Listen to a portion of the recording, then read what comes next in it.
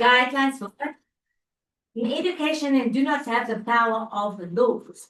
All right. Normally, I will tell you about what I think about education law and all those things, but we don't have time for that. The only concept that I want to go with you is the one about cyberbullying, because we start with cell phone use, which leads to social media, which leads to cyberbullying, unfortunately. So the forms of cyberbullying is sending threatening messages, spreading rumors, attacking someone verbally, intentionally including someone from the group, and you have read all the newspapers already. So we'll look at those as well as a court case very quickly, and then go on with what he did with his cell phone policy in this case. Good. Now, just for a theoretical framework, we chose schools as learning organizations, all right? Because it says schools as learning organizations are institutions that do not stop learning. They learn to bring positive changes that will provide quality education. And for me, and I will argue, will also improve education and will also enable or enhance change. So few of the dimensions of schools as learning organization, like Cole's 8 dimensions says, partners contributing to school vision, team learning, collaboration. You can see it's not only for teaching and learning, as Molo has said in his journal article, but we felt that it is also part when you talk about school governance. I would also add human rights application, because the governing body, S&T, should know of how to apply human rights and how learners will misabuse and not know their rights. So it is important to do that when you draft policies as well, to just know what to expect. Okay. So in the components of human rights literacy, it is the 5 components where human rights is applied.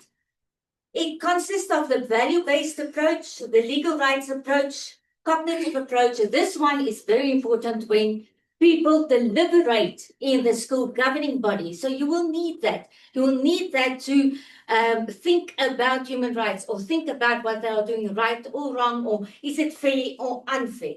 All right. But the whole idea of value-based is moral claims or human rights as a legal concept. Okay. With that is the most important thing, and I think I want to give you almost homework as a teacher to think about the social and contextual approach, because this is awareness approach, and it takes cognizance of the specific context that influence interpretation and application of human rights. All right. So this is when people are aware of their community, of all the different aspects. And you as a teacher, or even as the principal, should know and actually understand their background and their context to actually do something like writing a draft of or a policy. Okay?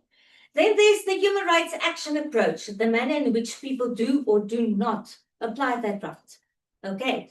But these components will also now integrate to each other and actually enhance the whole idea of people doing their human rights application. But I've really thought that some people don't even know how to read, as we heard this morning. How will they be able to learn about human rights? But some of these things is actually lived experience, because they feel it in their culture, in their language, in their race. So how do you deal with people in that background? Okay.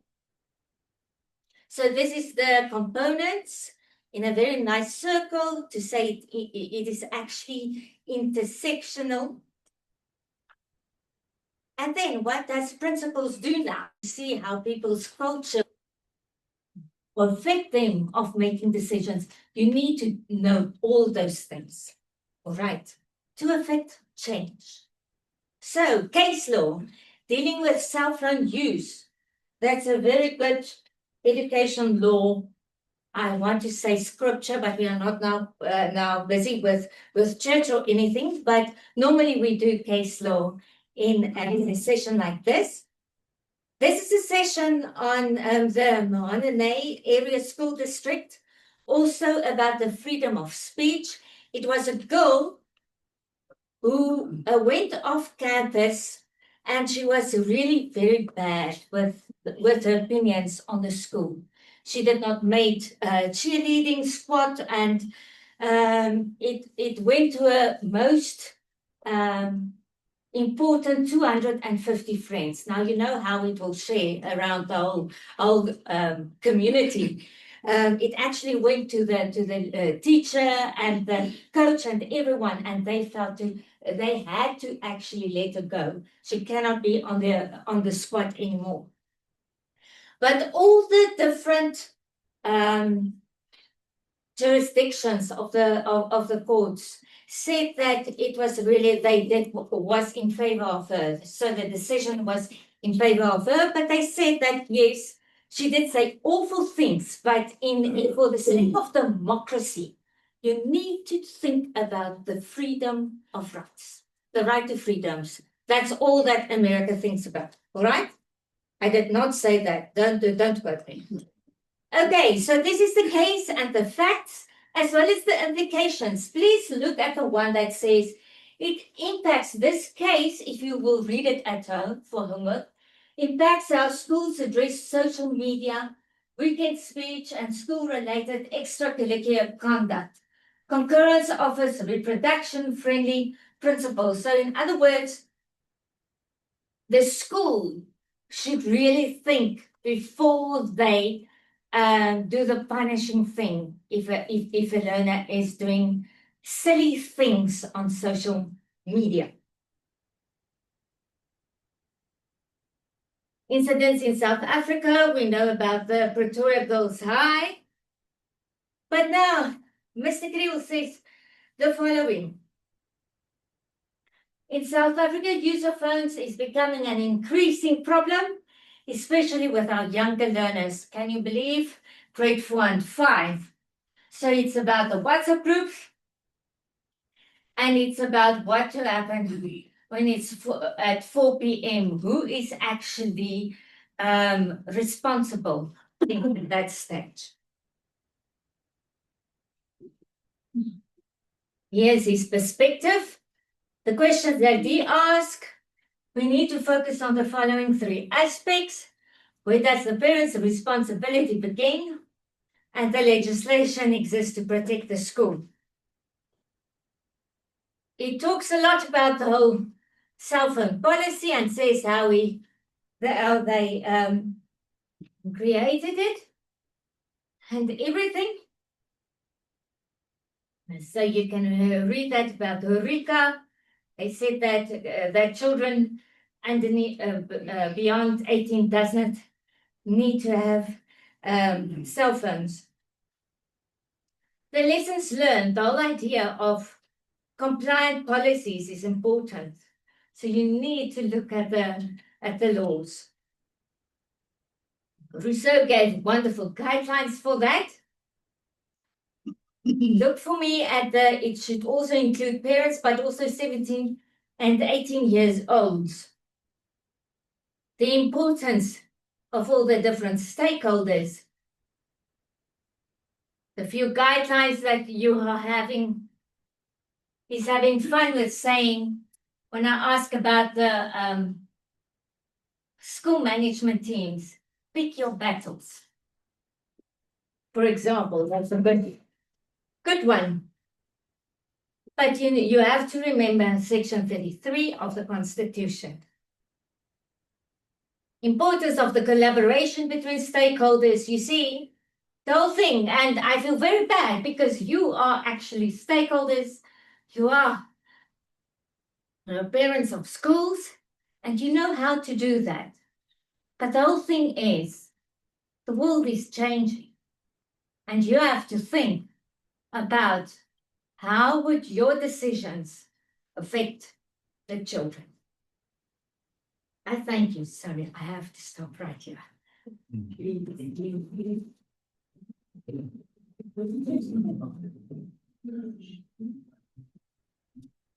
Thank you so much, Cecile. I'm looking at, I think we've got a bit of time. And I don't know, what's Just give me a chance. Oh. I'll come back again. Oh, okay. So please, give the other thing.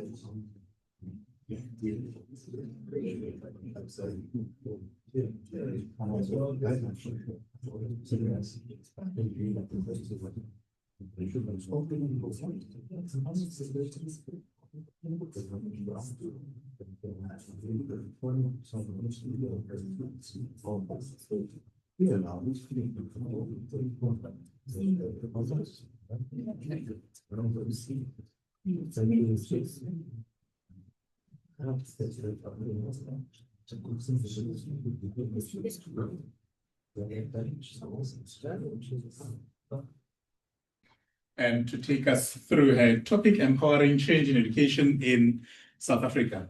Only we have 30 minutes for you also, and you may proceed. Thank you, George. Good evening. It's not evening yet. Good afternoon, everybody. Right. I think I'm actually standing in front of some of the people want to see there, but you can just listen. No need to see actually anything there. Yeah, as you've heard, I'm Hanlie du Plessis from FETSAS. And the subject of my presentation today is new schooling models. I think in South Africa, we need something new. So this presentation is grounded in South Africa's constitutional commitment to the right to basic education. And it's outlined in Section 29 of our Constitution. It emphasizes the state's legal duty to provide quality education through functional schools, qualified teachers, and safe environments. However, as we all know, the state has constantly failed to meet these obligations, especially in under-resourced communities.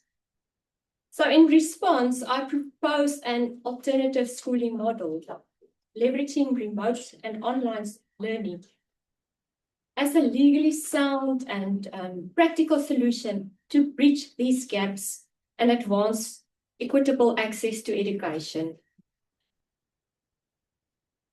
So Section 29 of the Constitution is regarded as an immediately realizable right, as Carita also previously this morning referred to, unlike social economical rights subject to progressive realization. Now, if I want to refer to 3 court cases, and the first one is governing body of Juma Musjid Primary School. In this case, the Constitutional Court emphasized that the right to basic education is not subject to internal limitations. The state bears a positive duty to provide basic education. This obligation requires prioritization. My tongue is not working with me now. In budgetary allocations to ensure the availability of schools, educators, and essential support services. Similarly, in the other case, in Minister of Basic Education versus Basic Education for All, the court ruled that the state's failure to deliver textbooks violated learners' rights to basic education. And in the case of Madzozo and others, also the court ruled that the state's obligation to provide basic education extends beyond merely enrolling students in schools. It also includes providing the necessary resources such as school buildings, classrooms, qualified teachers, teaching materials, and appropriate facilities for learners. Furthermore, the department is responsible for allocating funds to schools, which must be distributed according to the national norms and standards for school funding. Now, despite this constitutional guarantee, South Africa's education system faces serious systemic failures. The first is overcrowded classrooms, as you all know. Class sizes in under-resourced communities often exceeds 40 to 50 learners, far above national and international norms, harming teachers' quality and learner performance.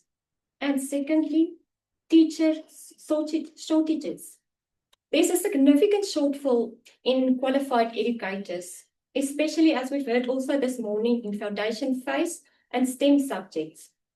With only 15,000 new teachers graduating annually, supply cannot meet growing demand or looming retirements. Budgetary constraints also delay the appointment of available graduates. Worsening classroom overcrowding, and I need not mention the current critical situation regarding grade R educators. The third one is poor infrastructure and resources. Most public schools lack essential facilities, such as libraries, computer labs, internet, and even safe buildings. We've also heard this morning again about toilets. Many also suffer from shortages in textbooks and teaching materials. And the fourth one, low learner performance. South African learners constantly underperform, with 81% of grade 4s unable to read for meaning, according to polls, and as our minister this morning referred to. Matric pass rates remain low, reflecting broader systemic issues. So these persistent issues illustrate the state's ongoing failure to meet its constitutional obligations and highlight the urgent need for a transformative educational model. South Africa's ongoing education crisis demands innovative solutions beyond traditional schooling. So alternative models, particularly those using remote and digital learning, offer practical, legally sound ways to address overcrowding, teacher shortages, and unequal access. So the three models I proposed is one, fully online schools, secondly, blended learning, and thirdly, community-based digital learning centers. Let me refer to each of them quickly. Fully online schools.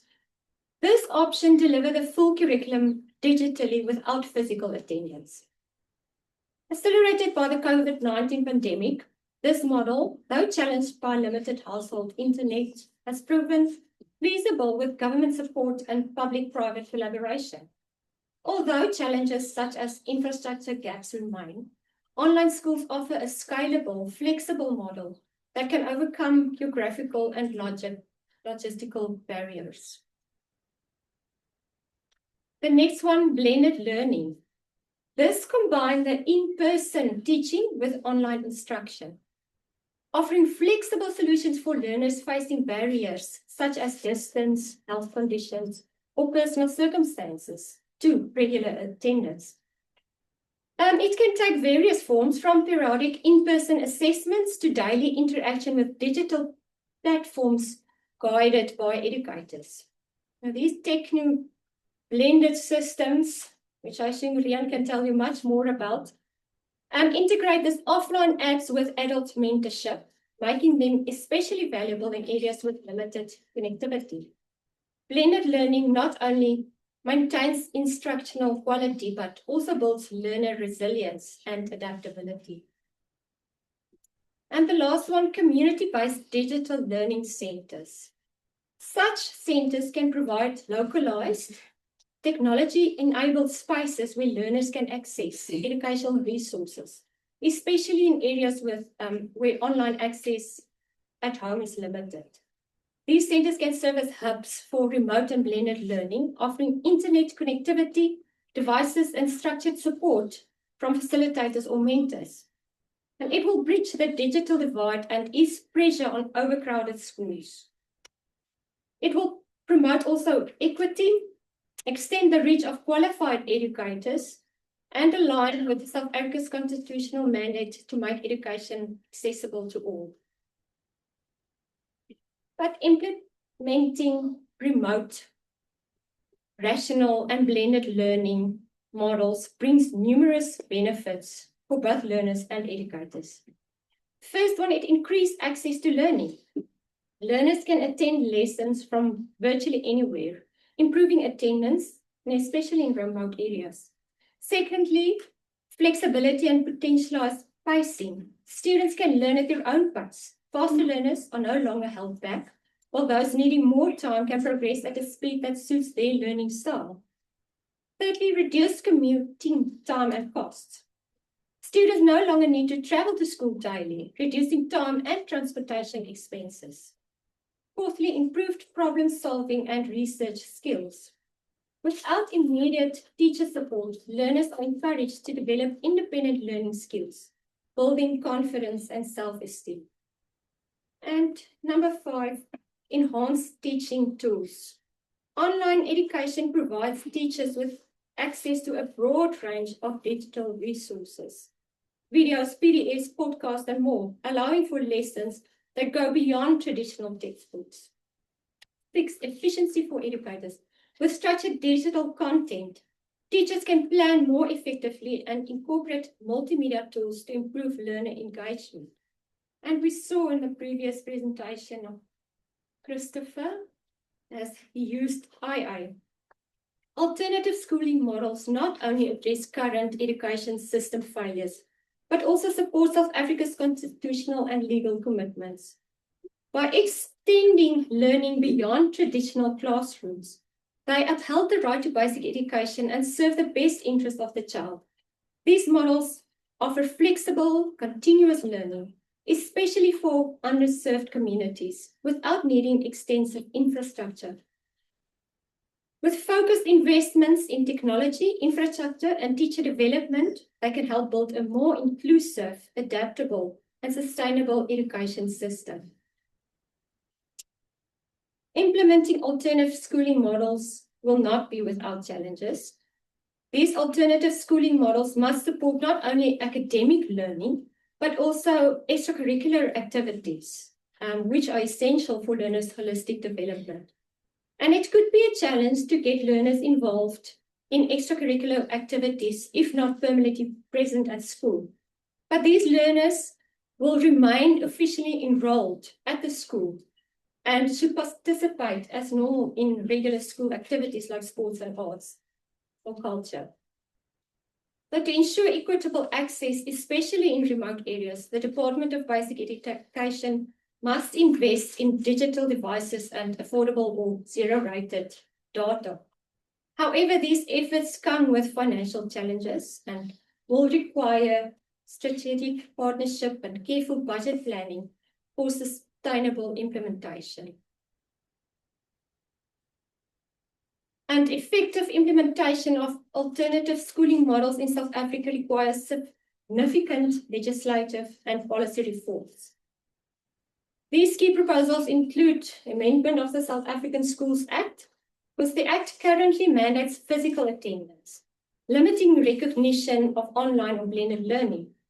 Section 3(1) obliges parents to ensure that children attend school from grade R until the end of the year in which they turn 15 or complete grade 9, whichever comes first. The current exceptions is only found in Section 4, which allows the HOD to exempt a learner from attendance under special circumstances, such as the COVID-19 pandemic, and Section 51, which permits home education subject to HOD approval, provided the quality of that education is not inferior to that of public schools. So amendments are needed to formally accommodate hybrid models that combine public and private education resources. Secondly, the learner attendance policy will have to be updated. The current policy does not account for formal remote learning. Revision should define valid remote attendance and prevent penalties for non-physical presence and include accountability measures for digital participation. And then another speaker also said it this morning that we need a national digital education framework to be established. This should set standards for remote learning, including content delivery, assessments, engagement, and data protection. Additionally, reforms must ensure digital equity by providing learners with access to devices, connectivity, and digital literacy support. Together, these changes will legitimize alternative education models and ensure they align with national education standards and learner rights. But South Africa's education system is also shaped by international human rights obligations. Instruments like the International Covenant on Economic, Social, and Cultural Rights, the United Nations Convention on the Rights of the Child, and the African Charter on the Rights of Welfare of the Child requires the state to ensure education is available, accessible, acceptable, and adaptable. So properly implemented remote and online learning models align with these standards and can enhance South Africa's compliance with the international commitments to provide quality, inclusive education. Alternative schooling models are both legally sound and essential for addressing South Africa's educational challenges, especially in underserved communities. To fully realize the right to education, I would recommend first, as I've said, legislative reform, amendment of the South African Schools Act and the related policies to legally accommodate and regulate online and blended learning. Secondly, infrastructure investment. To allocate resources towards digital infrastructure and equitable access to technology. And thirdly, policy innovation. To develop a comprehensive national policy framework for alternative schooling. And the fourth one, stakeholder collaboration. Involve governments, civil society, private sector, and communities in the design and implementation of new models. And then fifth, child-centered approach. Ensure that all reforms prioritize the best interests of the child and uphold constitutional and international obligations. South Africa's education system is at a critical juncture. To truly fulfill the constitutional right to basic education, the country must reimagine how learning is delivered.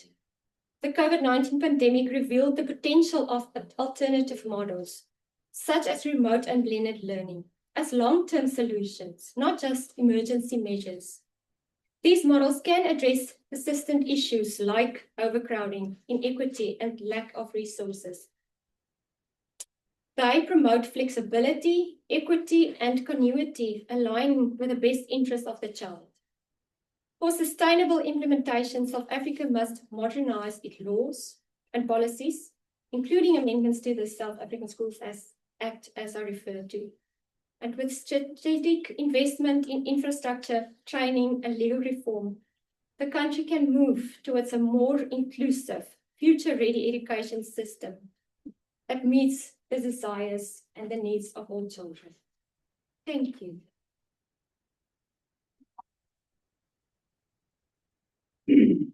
We have 8 minutes. What do you do? Do we take questions now or should we take them after the last presenter? Now. Should we rather take them now? Yes. Okay. Andy, thank you so much for your presentation. Question number one, Jaco. Yeah, thank you. Thank you, Andy. I think it's hard time that you do talk about alternative models. But I'm thinking, I would like to get your thoughts on that.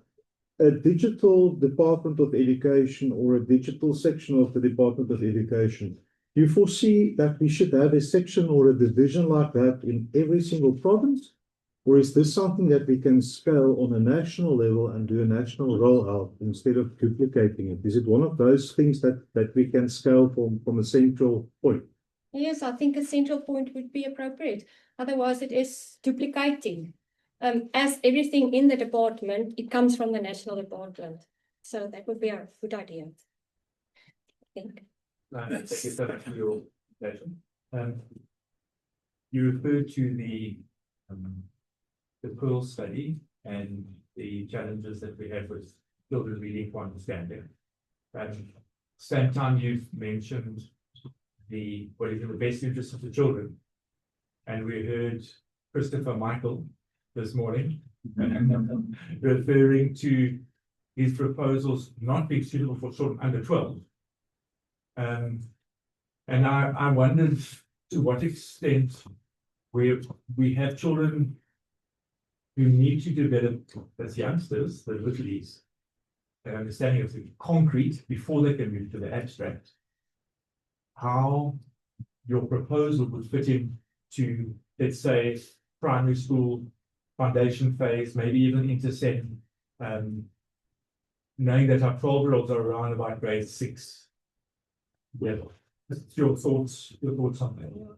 I think I agree with Christopher. I think this is suitable for bigger children, more or less from the age of 12, maybe a bit earlier. Maybe it can start with present in class and then in person and on computers or digital, whatever systems, and phase in or out actually.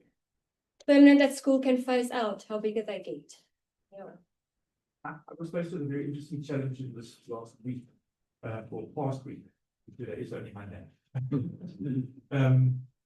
In that we had 3 vacancies on our staff, substantive posts, and we, in the Western Cape, have now had 2 staff members transfer on a match and place basis from the excess list.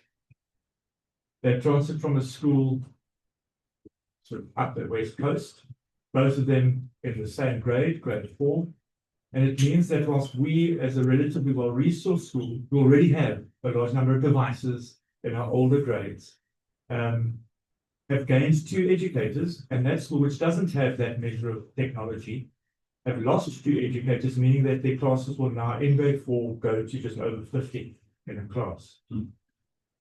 The inequitable redistribution of resources, even within the context of well-resourced schools, means that the gap just gets bigger. Perhaps if the department allocated a lot more of their resources to digital technology in the higher grades, there'd be a whole lot more money available to allocate to human resources in the lower grades. Teachers where they are Just needed. Yeah. Yes, yeah, I agree with that. I think it comes down to the department officials not knowing what is actually going on in schools. So I agree with you.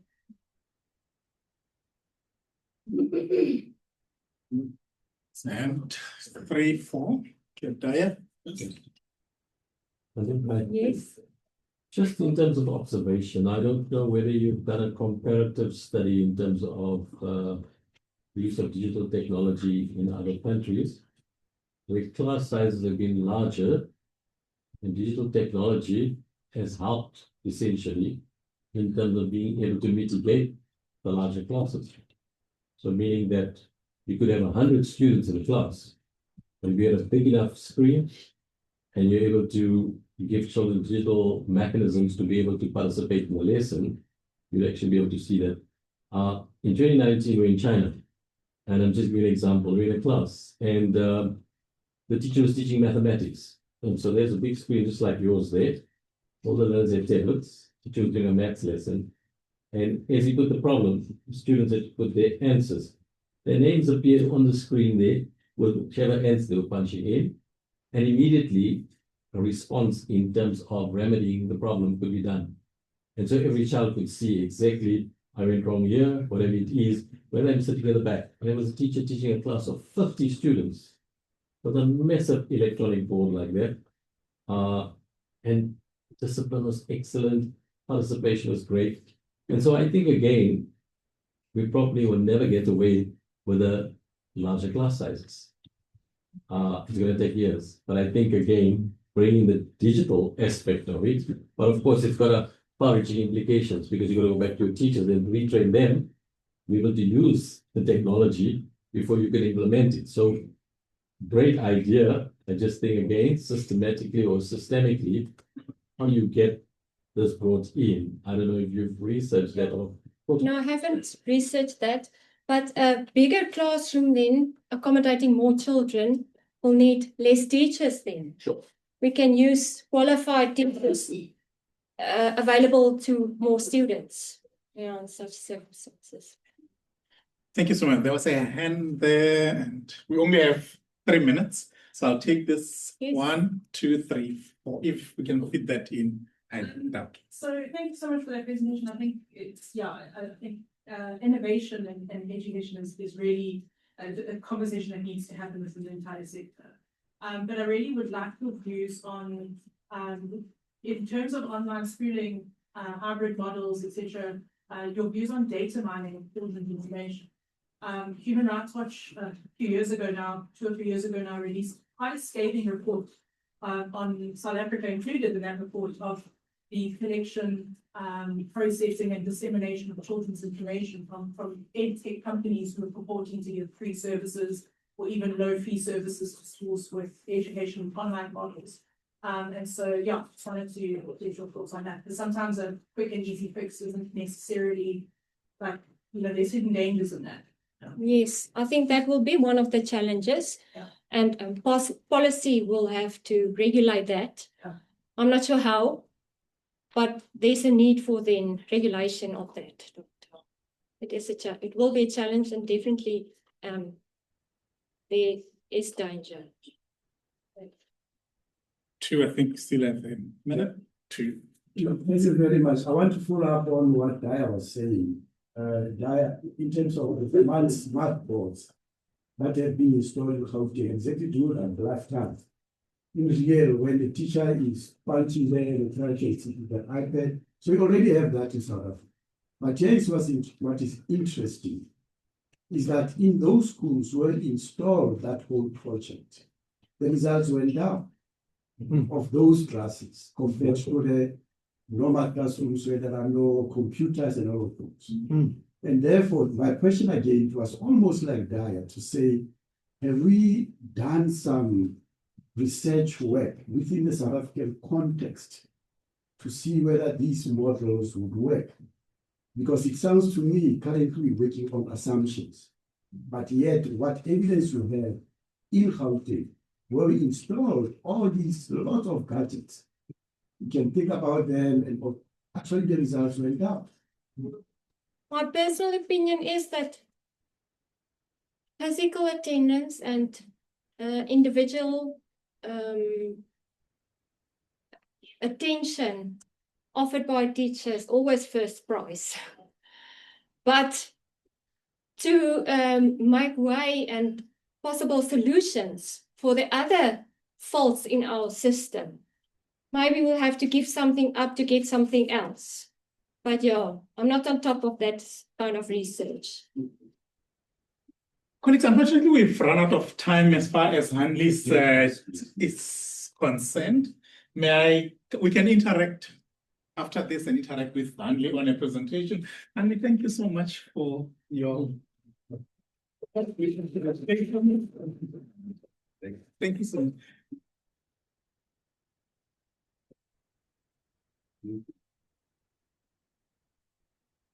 We must So, see the dance that goes with it, music. Cecile, I think we can take your questions, or are you ready for those now? Yeah. Can we do your questions now? Yeah, but it's not terrible because they were talking about digital literacy. Yeah, so it's now in contrast, but yeah, I'll go. Yes, please. Okay, you had Yes, about sir. 12 minutes when we broke. So are there any questions for Cecile in as far as her presentation is concerned? When you were presenting the deputy principal that you referred to, I was looking at things from a high school perspective. There's also a movement that is now gaining traction called smartphone-free childhood. International movement, which is now got some South African chapters partnering with various schools. To what extent is there a conflict then between promoting healthy use of devices, whilst there's also a movement saying don't let young children or children in primary school, in fact, they refer to 16 as the age. Yes, yes. With a growing body of research showing the impact on young brains and neuroscience backing that, which maybe speaks to our colleague on that side who said that the progress with all those devices maybe was counterproductive. And it might be tied into that. To what extent are we running ahead in one area but actually shooting ourselves in the foot in another?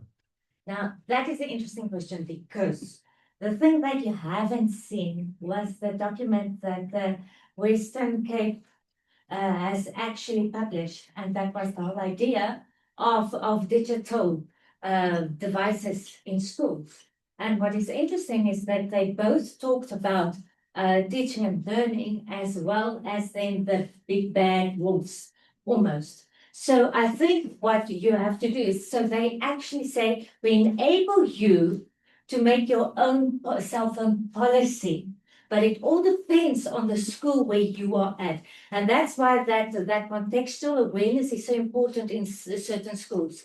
If you know you have a lot of children that might be bullies, then don't do too much cell phone stuff in the classes. So I think it depends on maybe how you use technology in class in the one hand, and then on the other hand, just protect the people who, if you know they are bullies, protect the other students. Yes, sir, you want to say something? There's a hand here. Yeah. I've got a doctoral student at the moment, a principal of a primary, very wealthy primary, independent primary school.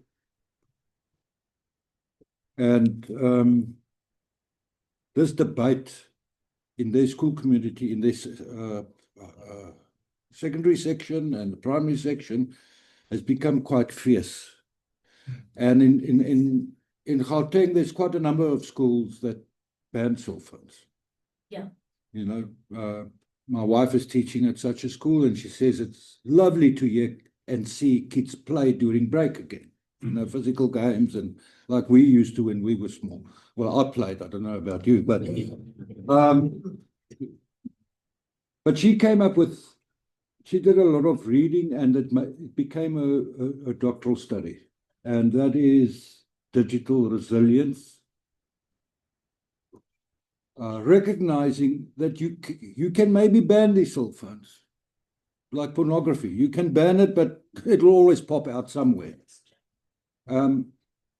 So how do we teach our kids to use these devices resiliently? In other words, what do we teach them to recognize they are being groomed, for example, online?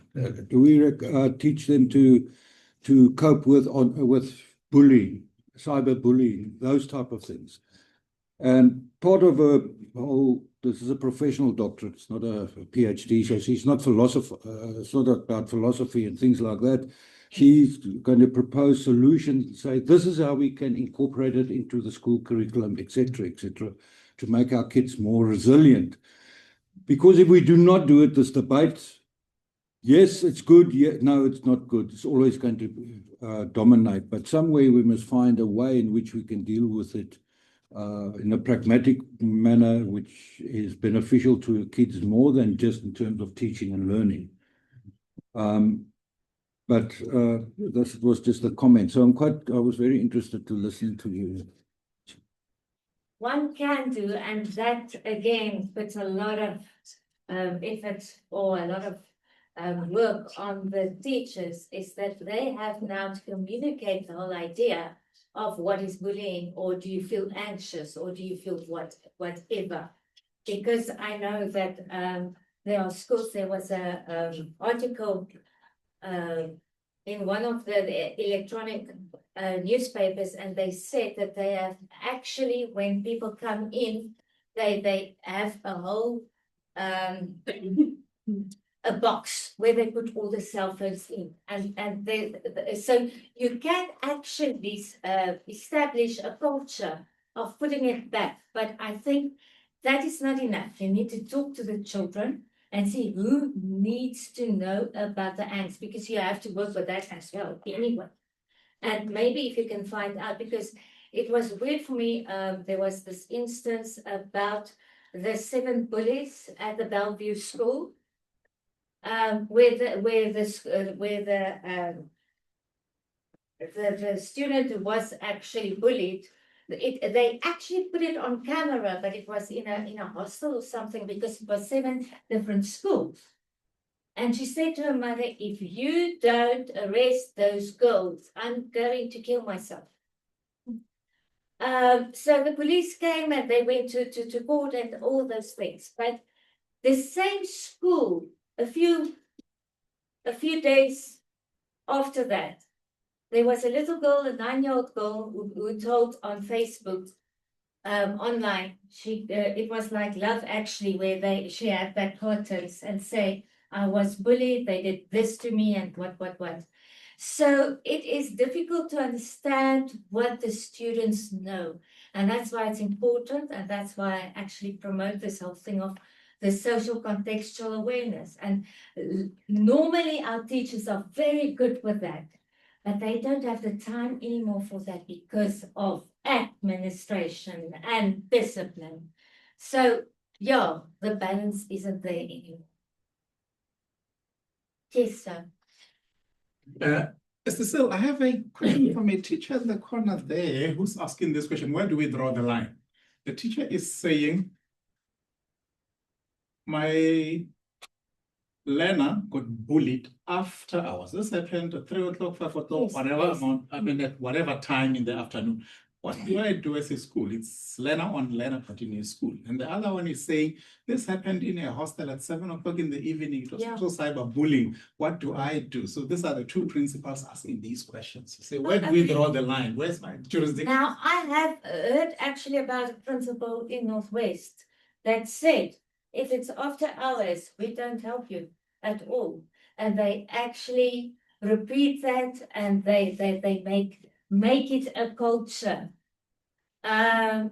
So it can work for them, but they had education law, that's why. So there are a lot about rules. But it's difficult, yeah.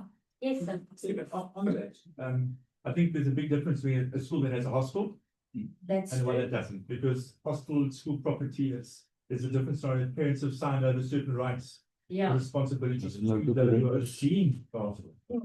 Within our context, what we often lent on, if I can call it that, in terms of our school code of conduct, is that if a child brings the school's name into disrepute, Mhm. and we're able to identify that child as being from the school. Yeah. And if it impacts the relationships at the school within the class context. Yeah. Because we have to make sure we manage the classroom well. Also, Then we involve ourselves. yeah. So it does, we've actually opened a bit of a door. And that whatever happens outside, if it impacts the relationship inside the school context, we will then involve ourselves with a view to equipping, educating, restoring, and so on. But it means it's part of our partnership with the parents. Yes. Part of that is meant we've had to appoint 3 counselors to our shop. Because so much of the discipline issues are more relational counseling issues, Yes. especially in terms of the digital bullying. Definitely, no. And so if you come back to the issue of resources, because we do have the resource to be able to appoint 3 counselors. The majority of schools do not have that. And so that often I think just gets left, and that's where it's easy for a school to say, if it happens outside of school hours, it's not our baby. And one would understand them saying that because they don't have the mental capacity to deal with the issues that happen outside of school.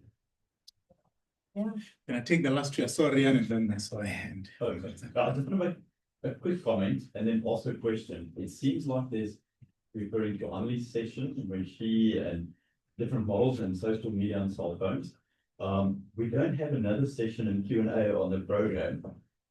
do you think, because it seems like there's a lot of questions, do we need to look at a session somewhere and then expect to look at slicing and dicing the point tomorrow? Because it seems like this is a very pertinent issue, or is it just this group that should we continue the discussion? Because I don't think in the next 3 minutes we'll finish this. Solve the problem. I think it's a pandemic. Yeah. It is. Okay, so if something's relevant to every single one of us, Okay, it's but two different individuals. I like that answer, so I've got an answer. I want to make a quick comment, and I don't want to derail the train. I'm very much in this space. And the question, I think, is school supposed to fix in 7 hours what society is breaking in 17 hours?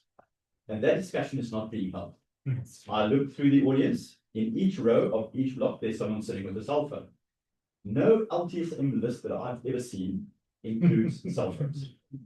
We are under-resourced for all solutions, but the problem is a very expensive problem because it relates to smartphones. Data. You can't see two narratives at the same time if you don't want to focus on it. So we don't have data, we don't have online school, we don't have devices, but we've got a pandemic on online bullying. How are these two mutually inclusive? It doesn't make sense. So we choose to do something. So there's no LTSM that includes your kid must bring a cell phone to school. My kid's school, parents had a WhatsApp group, which lives on a cell phone, and say, look at all these other schools that are banning cell phones. I wish they would do that. And there's 100 answers, but they're modeling what they're not wanting. That's true. And then we've got to manage in 7 hours what they break in 17. Who gave their child a 15,000 Rand iPhone? The school. The parent. Yeah. And we're trying to fix a lot of that. So maybe we must, you're nice that don't know, maybe we must have a 20-30 minute session tomorrow and just try and close the loop on this. Not close the loop. I think we should make suggestions from SAELA to the DVE and say, this is a pandemic. It's not a concern, it's a pandemic. and make that part of our resolutions. But we can, our first session tomorrow, I'll tweak a little bit so that we can include some of Hanli's questions on models as well as some of the self-. Thank you. Didn't want to. Thank you. In 1 minute and 30 seconds. I just want to add to what you've said in terms of that. And that is the question relating to the primary caregiver. Primary caregiver is not the teacher. The parent. The parent gives the cell phone, the parent signs the contract, the parent pays for it. The parent must accept accountability for that and the consequences. However, we cannot divorce ourselves from our moral obligation in terms of educating. And that's where the dilemma is and your 7-hour issue. So we're painted into a corner because the parent says yes, expecting the school to say no. Yes. Ask a question, maybe it opens up a whole lot more legal research. I have 30 seconds. Case studies. How many cases are there where the courts have found against a parent for them being negligent or irresponsible in their purchasing of such devices for children and allowing them whatever use without fully protective measures? Yeah. So Only such cases. I don't know about cases, if I can jump in, but there is regulation. No one under the age of 18 can RICA. Yes. You cannot RICA under the age of 18. No. Yet, you can also not drive under the age of 18. So we have parents giving their children car keys to the cell phone without a license, but not to the actual car. So it's such a deep rabbit hole, but it seems like this is a big point that we've got to deal with maybe at the SAELA. So maybe there should be some NGOs or otherwise who would for some test cases. Yes, but we need to think about regulation and how to get the science in there. We need cell phone driver's license. Okay. Thank you so much. This is a burning issue which needs to be followed up. Very burning. And sorry about that, you guys.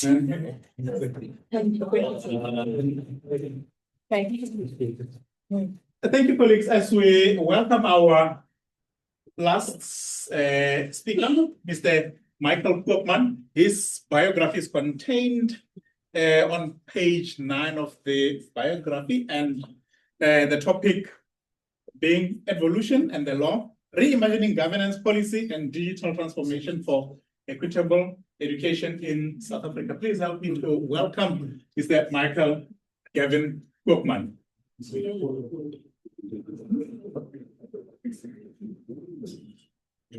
Good afternoon. You wouldn't say that we have brothers saying. I mean, two of us, because our parents had the problem. They wanted to call us both Michael. So they named him, because I'm older, they named him Christopher Michael, and they called me Michael Gavin. So that's the reason why we look different, and we also, of course, are different. Thanks.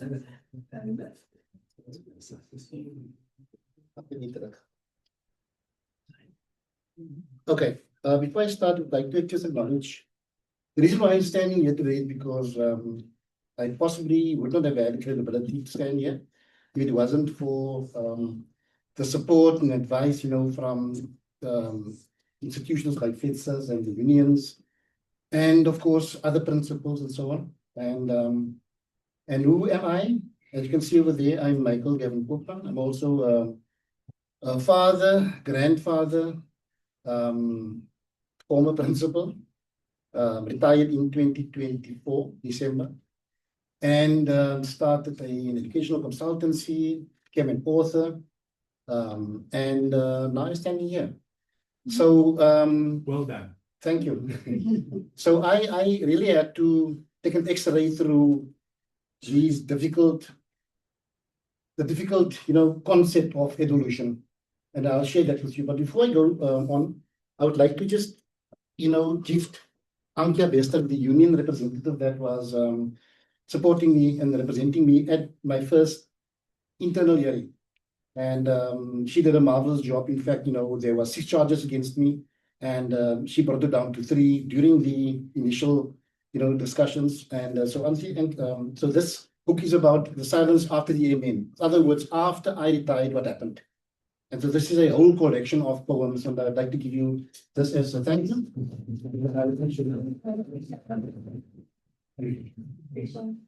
All right. Okay, so a lot of deep conceptual words, evolution and the law, and of course reimagining that you heard a lot today about. And so the reason why we're here today is to rethink education. And the question is, why now? Why now? It's because at this point, as you know, since 1994, our education system really has been progressing very, very slowly. But it's been growing in a very difficult environment globally. In other words, in a volatile, uncertain, ambiguous, and of course complex world. And that is difficult to navigate for anybody, especially of political parties as well, for anybody, even parents today.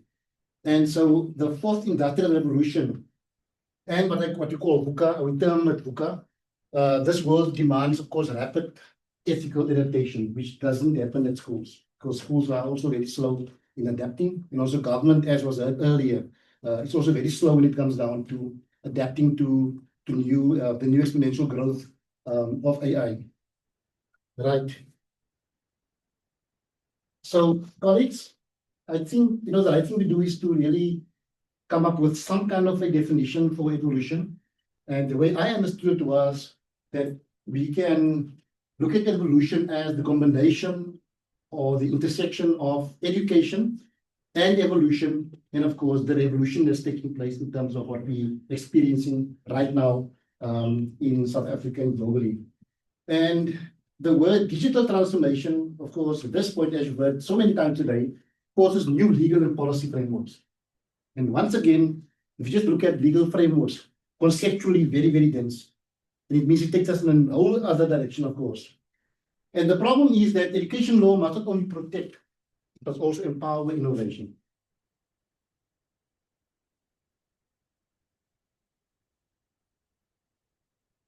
So the current landscape basically is, as I said earlier, is that post-1994, the gains, there were gains, but very, very uneven realities. For example, if you look at our school system at this point, we have quintile 1, 2, 3, 4, 5 schools.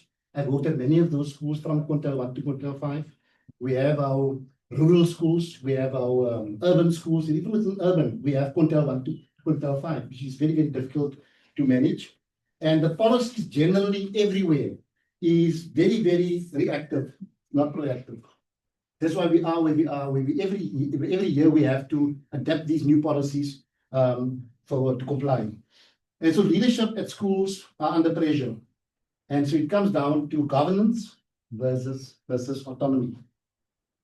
I think I can see quite a few nods over here because people can identify what I'm saying over here. Because the moment you take away, the moment you have policy and you have to comply as a school leader, a principal, or even in government, you are starting with being proactive, being creative, solving problems on your own, collaborating and so on. So these 21st century skills we're talking about that we want to infuse or inculcate into our learners doesn't really happen because we are still grappling with being reactive all the time.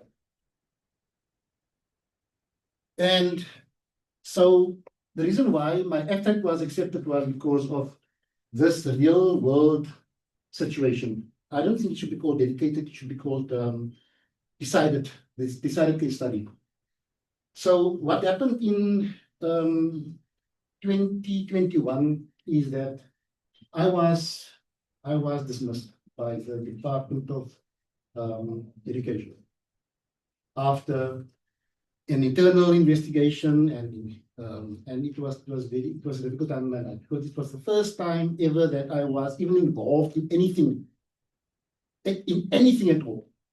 So you can imagine you being this person unfamiliar with law, unfamiliar with just basically an educationist, and have to confront the legal eagles of the department and just having your representative with you to guide you through all of this. Even so, it's still difficult for anybody that's new in the game to understand and navigate yourself through that process. My wife, of course, is also sitting here right over there. Thank you, Spiritu came, and she had to go through all of that with me. So, colleagues, so it became a case, and became a landmark case. And ultimately, during arbitration, I was awarded, it was seen as substantively unfair, I was unfairly dismissed. But the department, of course, was very clever when it comes down to procedural fairness. Everything happened according to the book. Nothing wrong over there. So substantively, I was unfairly dismissed for 1 year. And throughout that whole year in 2021, January to December, I had to fight my battles during arbitration. And that resulted, of course, in me being reinstated on 26 January 2022 with back pain. And of course, I then had to start again on that date, 2026. Shortly, that didn't happen on that date. Despite the award that said I have to be back and tender my presence at the school on that date, I had a fight with the department. The Labour Department, WCD, didn't want to allow me to enter the premises. I was stopped by the security guard. I was told, what am I doing there? I'm not supposed to be there. The acting principal, in fact, said to me, that, sir, you need to go. He called the circuit manager. He called me and told me, sir, you've done enough, bad. Please leave the school and come to the district. We'll sort you out over here. That was despite the award.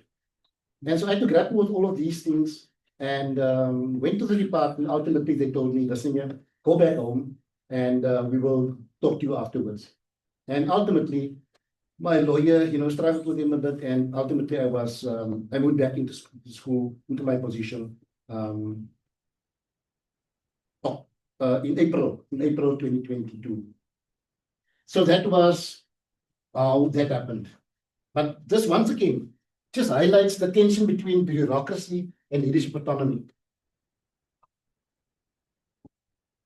I still get a bit, uneasy when I just think about what happened, because I wouldn't wish that for anybody out there going through this kind of situation. But many people struggle with it and they get dismissed because of what we call probabilities. And that's also something we need to think about, in the future. So in terms of governance versus autonomy, I'm saying that policies, in fact, must be there, yes, but must be to protect leaders, not to just paralyze them. Because at this point in time, we're having a situation where you have to adjust to policy, and the humaneness is getting out of it. Now, with the advent of AI, we're also struggling because AI gives you data, but the humanness gets taken out of it. And so substantive fairness must align with procedural compliance. And the two of them are not aligned at all. Because when you go through your struggles with the department, they're telling you initially, listen, we're going to find you guilty. We're going to find you guilty. So they can come from the premise of trying to find you guilty, even before the hearing. And so what I'm trying to say is that for teachers, for principals, for anybody in government, for anybody anywhere, the law must be both a shield and a compass. Yeah. So there's a few key challenges, of course. And the key challenges are that we have a few rigid bureaucratic policies. Excuse my, I'm a fast-paced person, so I need to slow down a bit, so I'm struggling with that. So the key challenges, of course, is rigid bureaucratic policies, the fear culture that is, in fact, an insurgence in our schools, risk-averse leadership, lack of digital literacy and AI policy gaps, and all of this people struggle in schools with. Principals, teachers, across the board, even at district level. My circuit manager currently is struggling with that as well. And he said he wants to resign because whatever he signed up for is not what he's seeing happening. Because as was said earlier also, once you get to district, you forget about what happens at schools. And that is really critical, for us to be aware of. Moving on to AI and digital law, we have to, after listening today to such a lot of speakers, just cement that and saying that digital rights and AI ethics lag behind tech use in schools. I'm saying it again. Digital rights and AI ethics lag behind tech use in schools. Now, the King 3 and 4 report never spoke about AI, of course, because at the time it wasn't anywhere right over there, right? So we need that to happen again and the discussion to happen again. And so policy at this point must really try to anticipate, not just react. But what we're doing currently is we are reacting. Then, of course, afterwards, we trying to, undo the damage. And so protecting both learners and leaders, digital futures in the process. And that is, in fact, what the new currency is bringing about. And that is very difficult for even principals at schools to digest and to perform because they're not sure what they're doing at this point sometimes. They're trying their best, but there's no alignment between what's happening at district sometimes and happening at the school where principals are. Of course, pathways forward is that we're saying that if you go the way of AI, and really we are here today because of AI, it has to be human-centered, and these models have to be agile as well. And it means that doesn't matter what we do. And I said earlier, remember when I started, I said to you, the landscape at this point is very uneven. We're talking about rural, we're talking about urban schools. But even within urban schools, we have quintile 1, 2, 3, 4, 5. You know that. And so it means that we need to get to capacity building for everybody. But how do you do that? You'll have to systemize it. You have to systemize it from the start. So you will have to ensure that you have a clarity model. You have to have the clarity model for everybody. Everybody needs to understand and have clarity about what exactly are we busy with. They need to understand the vision of the department in terms of AI, the mission, and of course, the core values. And unless everybody has clarity about that, you always have this kind of struggling situation with being proactive rather than reactive, especially at the higher echelons. They should be able to drive it, but even us, at the school level, and institutions like, for example, and associations like SAELA must start to drive it and propose, to the department about what to do from our urban areas right onto the schools. And normally your urban schools, your urban principals don't get a lot of training in that regard. So these frameworks, of course, the restorative frameworks is also important, of course, for sustainable leadership if we look at the future.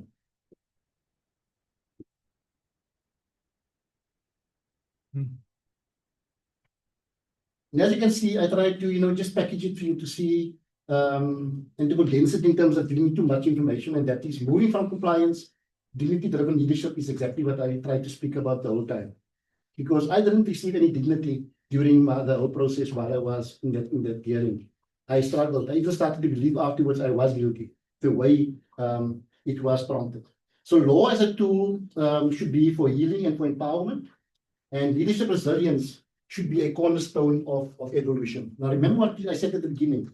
What is evolution? Evolution is a combination of education, evolution, and of course the revolution that we are in at this point, with this VUCA world at this point. And so the vision, in fact, should be, that's my take, is that schools should be seen as adaptive ecosystems, because it is a dynamic organization in the context wherever they are, and leadership must be restored and not restricted. And at this point, school leaders are being restricted. They are complying every day. And I'm busy at schools. I'm supporting schools everywhere I go, whether it's the Eastern Cape or the Western Cape. I'm telling you, you just hear from principals, that it's compliance all the time. And even from the circuit managers, because head office expects certain things to happen on the day. So education law must not only regulate, it must also resurrect. It must be a shield, and it must be really something to move people upwards, so they can protect themselves as well and feel protected, because the educational sector is a very difficult sector. You heard this morning what the minister said. If she had the choice, she would have chosen something else, but this is what it is. We are in the service business, and we need to do what we need to do, of course, in this business. So my closing reflection will be that the future belongs to those bold enough to reimagine, be brave enough to rebuild, and be humble enough to lead. And these persons I'm talking about over here, in fact, are you. Being at the schools, being in the forefront, doing what you're doing. And I try to just, encapsulate the whole presentation in terms of a mnemonic for you to see. And I'll send it to you if you want to. I'll give you my email address, and I will send it to you if you want to have my presentation. So basically, in reflection, I'd like to say that evolve is my mnemonic to capture this whole presentation. Firstly, empower leadership through law, not restricted. The digital transformation demands agile policy, must be able to adapt and move. V for vision for adaptive, human-centered schools. We are still human, we are not AI robots at all. And that is where the difficulty lies at this point. And we need to overcome fear-driven rigid bureaucracy. The law should be as a shield and a compass for dignity, and we need to unite governance and autonomy. T, we need to transform compliance into restorative leadership and innovate policy to anticipate, not to react. And then O, optimize AI ethics and digital rights in education. So the ethic part has to come in very, very urgently over here, otherwise we're losing them. And then nurture sustainable, resilient leadership ecosystems. So that encapsulates the journey and I was trying to take you on.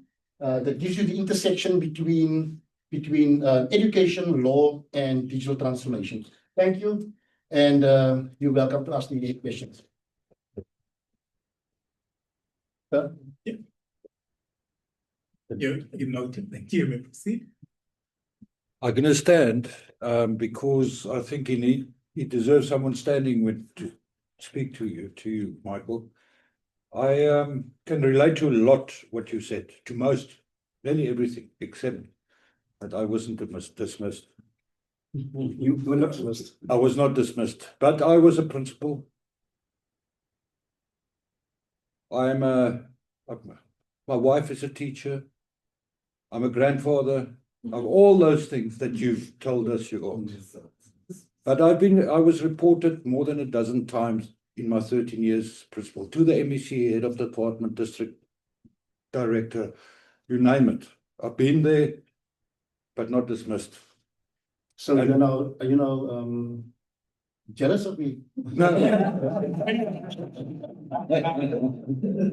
Maybe, because you got some, you spoke about legitimacy. I don't have that legitimacy to share such experience.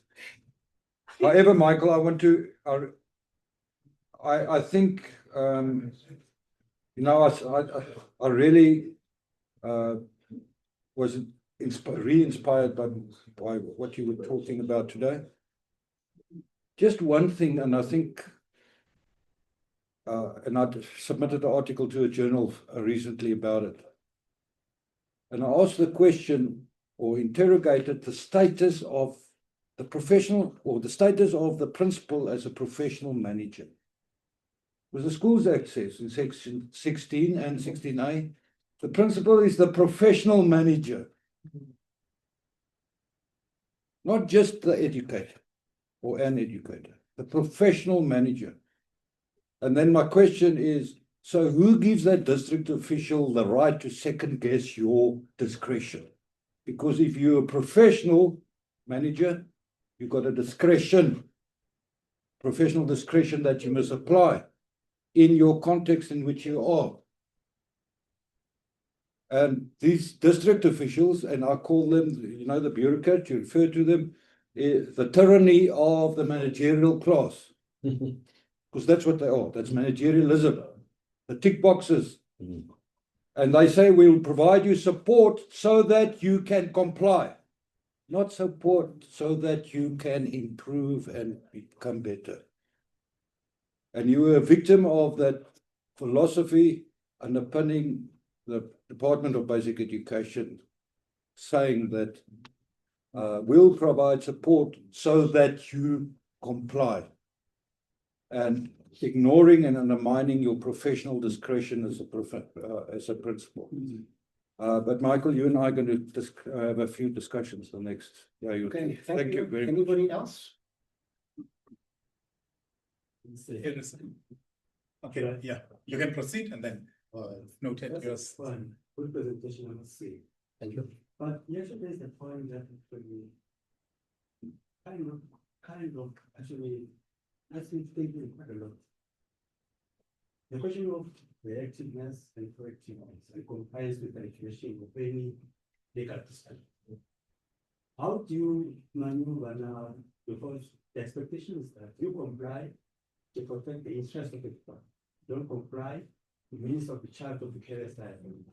You know, the teacher's conduct within school setting, a school's conduct within school setting can lead to litigation and the means of the technical report over employment.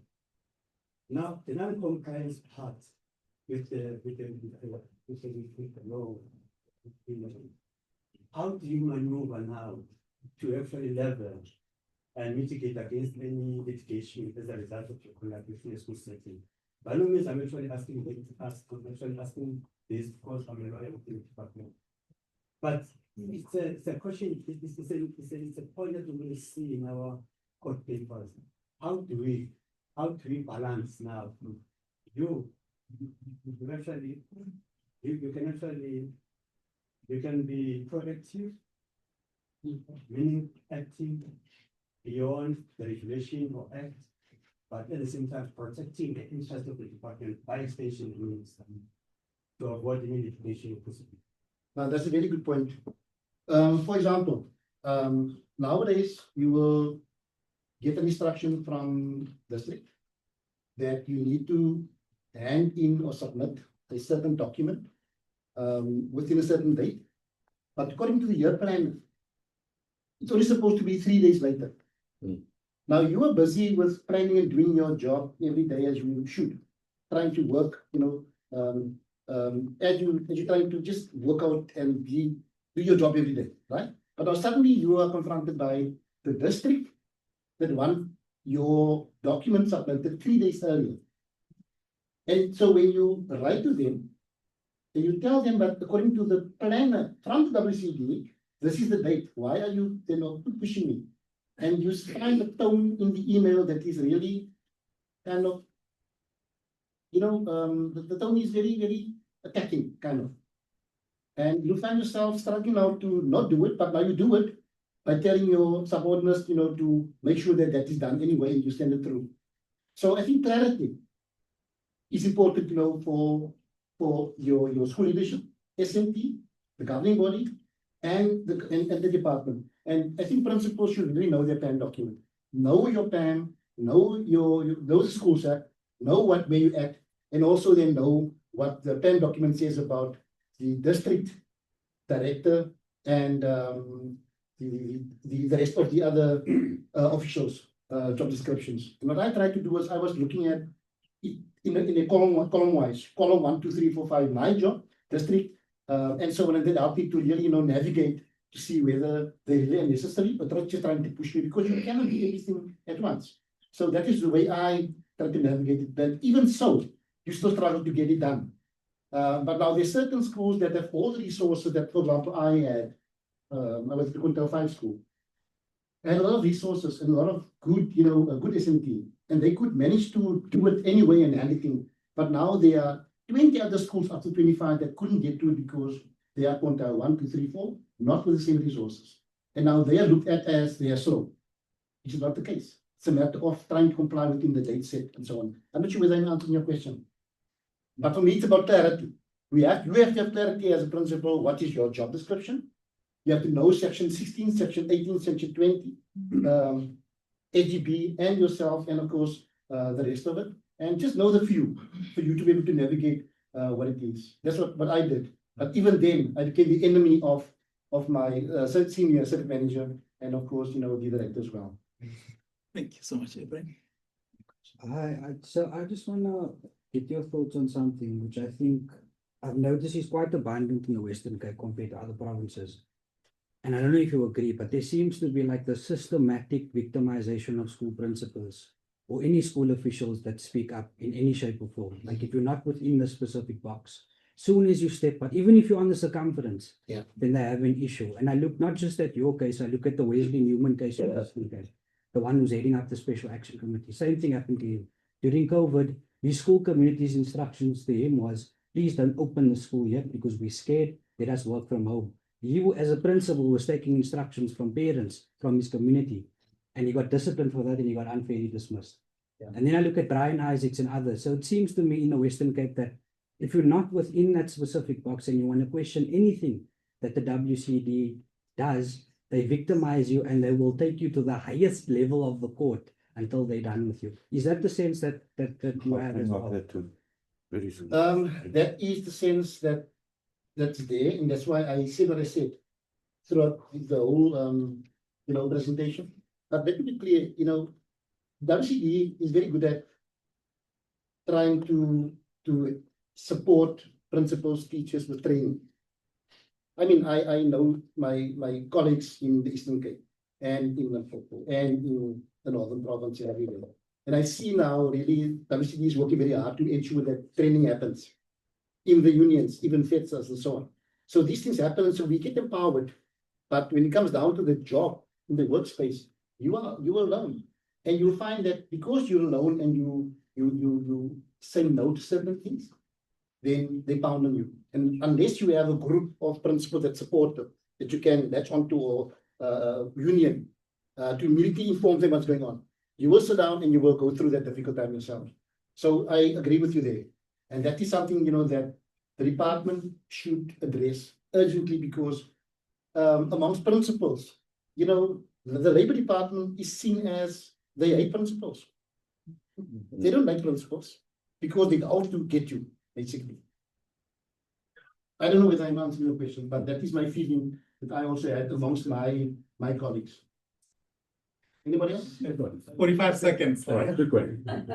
So I think I want to take what Prof. Andre mentioned about this thing about discretion, professional discretion versus the question about common law principle. Is that, like, for example, a principal in a school, there's no water. Yeah. Principal has to use their discretionary right now how to mitigate the situation. Yeah. One way, do I keep the children under unhygienic conditions? Or there is a common law principle of what a reasonable person would do Yeah. is try to get the learners safe at home. Mm. You do that, you're in conflict with the law. Yeah. Here comes the law against you, charge you. Mm. And then, in the eyes of everyone, but your discretion was correct. Yeah. But there's no one to stand for you. You see, because it's again, like you say, the department, and you see how best we can apply the policy to get you out, rather than to come there and say, well, you did a great job, man. You actually saved us. They don't look at it in terms of saving the department. They look at it in terms of what you did wrong. And I think that is what we need to start interacting with, is how the department use the principal as a CEO like of a company who you expect will take measures in the best interest of the people you supervise. That's what I see. Thanks. The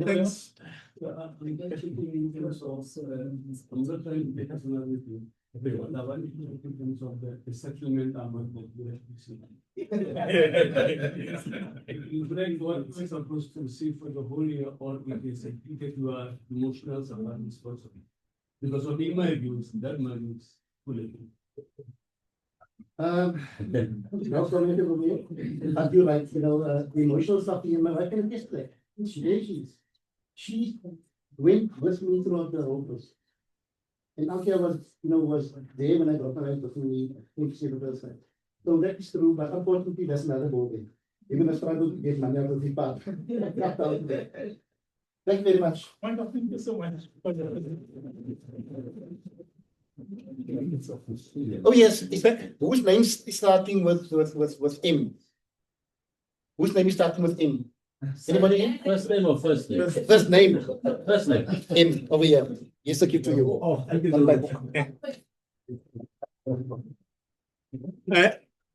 Thank you, ladies and gentlemen. This brings us to the end of our session today. There's tea downstairs. We are kindly requested to move our personal or to remove our personal belongings at the bottom so that they can prepare for gala. There is tea below, and I guess we shall meet at the gala dinner, but we still have tea to enjoy. Thank you so much. George, colleagues, we must set about 7.